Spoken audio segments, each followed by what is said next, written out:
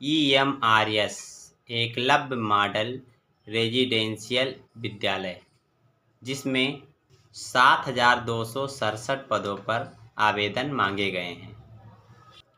इसमें principal, PGT, TGT, staff nurse, warden, accountant, junior secretary और lab attendant के पद शामिल हैं।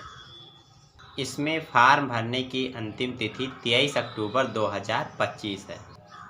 सभी पदों के लिए न्यूनतम आयु 30 वर्ष रखी गई है और अधिकतम 50 वर्ष की न्यूनतम आयु अलग अलग पदों के अनुसार मांगी गई है। प्रिंसिपल पोस्ट के लिए जनरल, EWS और OBC के अभ्यर्थियों के लिए 2500 रुपये फीस रखी गई है और वहीं पर SC और ST वर्ग के जो अभ्यर्थी हैं उनके लिए 500 रुपये की फ़ीस रखी गई है। साथ ही TGT और PGT में जनरल, OBC और EWS के अभ्यर्थियों के लिए 2000 रुपये फ़ीस रखी गई है और SC और ST और PH के जो अभ्यर्थी हैं उनके लिए 500 रुपये की फ़ीस रखी गई है।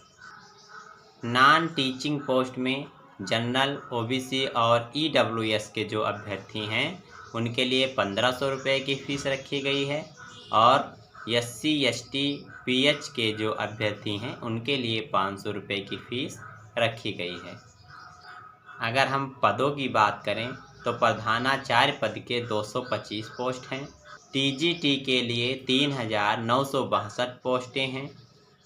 PGT के 1460 पोस्टें हैं। स्टाफ नर्स के 550 पोस्ट हैं। हॉस्टल वार्डन के 635 पोस्टें हैं। अकाउंटेंट के 61 पोस्टें हैं।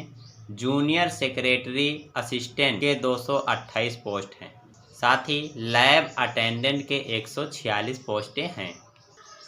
अगर हम शैक्षिक योग्यता की बात करें तो प्रधानाचार्य पद के लिए अभ्यर्थी के पास PG यानी पोस्ट ग्रेजुएट होना चाहिए और साथ ही B.Ed होना चाहिए।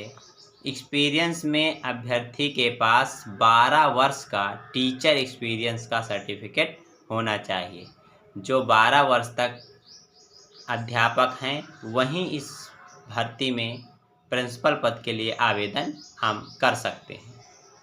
साथ ही PGT के लिए संबंधित विषय में पोस्ट ग्रेजुएट के साथ B.Ed होना चाहिए और TGT के लिए संबंधित विषय में ग्रेजुएशन की डिग्री होनी चाहिए और 50% के साथ B.Ed होना अनिवार्य है और PGT में भी 50% के साथ B.Ed होना चाहिए। स्टाफ नर्स के जो महिला अभ्यर्थी हैं उनके लिए BSc नर्सिंग की डिग्री होनी चाहिए या पोस्ट BSc नर्सिंग की डिग्री होनी चाहिए और साथ ही स्टेट नर्सिंग काउंसिलिंग में रजिस्टर्ड होना चाहिए।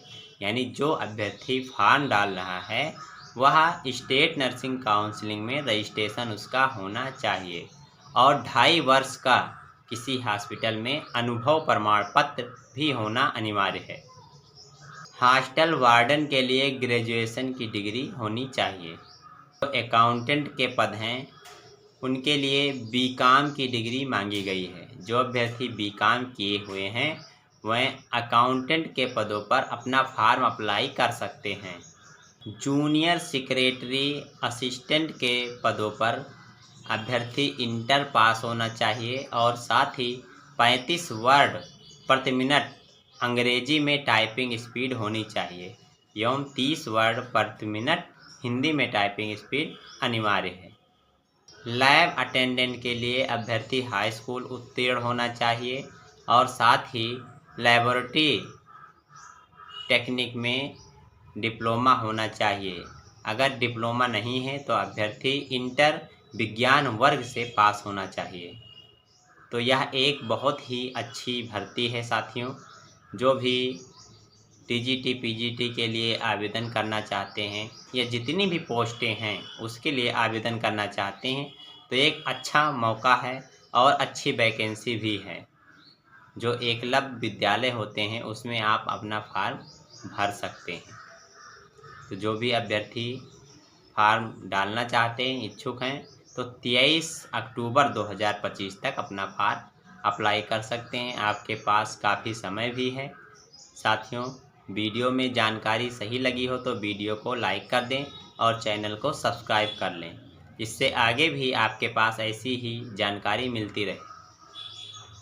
शिक्षा और नौकरी से संबंधित जानकारी के लिए हमारे चैनल को सब्सक्राइब कर सकते हैं। अगर आप फेसबुक पर देख रहे हैं तो हमें फॉलो अवश्य कर लें। धन्यवाद।